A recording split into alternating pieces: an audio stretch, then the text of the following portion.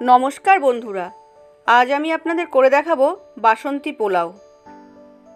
প্রথমে কড়াইতে অল্প সাদা তেল দিয়েছি।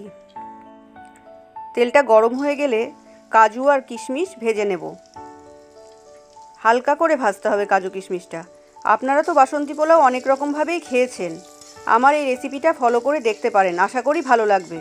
ভিডিওটা সম্পূর্ণ দেখার অনুরোধ রাখলাম। যদি ভিডিওটা ভালো লাগে তাহলে আমার চ্যানেলটা সাবস্ক্রাইব করবেন।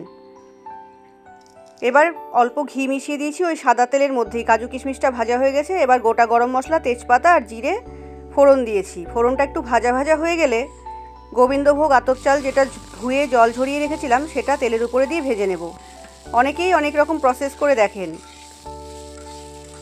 আমার এই পদ্ধতিটা যদি আপনাদের ভালো লাগে তাহলে আমার এই চ্যানেলটা অবশ্যই সাবস্ক্রাইব করবেন এবং পাশে থাকবেন। দেখুন, চালটা একটু ভাজা ভাজা করে নিয়েছি। এর মধ্যে এবার হলুদ আর নুন দিয়ে দেব। দিয়ে ভালো করে চালটাকে ভাজবো। চালটা যতক্ষণ না একটু ফোটা ফোটা হবে ততক্ষণ আমি ভেজে নেব। চালটা একটু ফুটে ফুটে উঠলে আমি গরম জল দিয়ে পোলাওটা রেডি করব। দেখুন, চালটা কি সুন্দর ভাজা হয়ে গেছে। এতে আমি একটা কাঁচা লঙ্কাও চিড়ে দিয়েছিলাম। চালটা খুব সুন্দর করে ভেজে নিয়েছি, ঝরঝরে করে চালটা ভেজে নিয়েছি। এর মধ্যে একটা ট্রিক্স আছে। অনেকেই বাসন্তী পোলাওতে যতটা চাল তার ডবল জল দেন, কিন্তু আমি এক্ষেত্রে জলটা একটু কম দিয়েছি।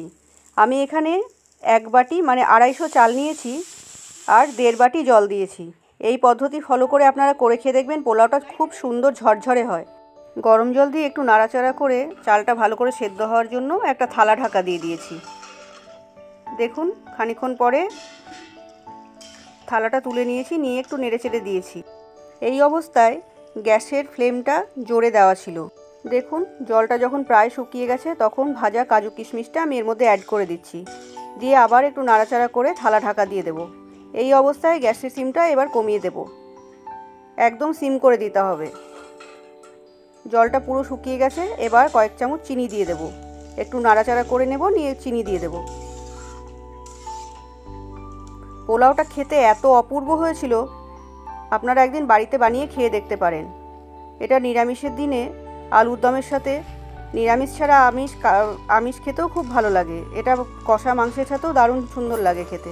আপনারা আমার এই পদ্ধতিটা ফলো করে বানিয়ে দেখতে পারেন।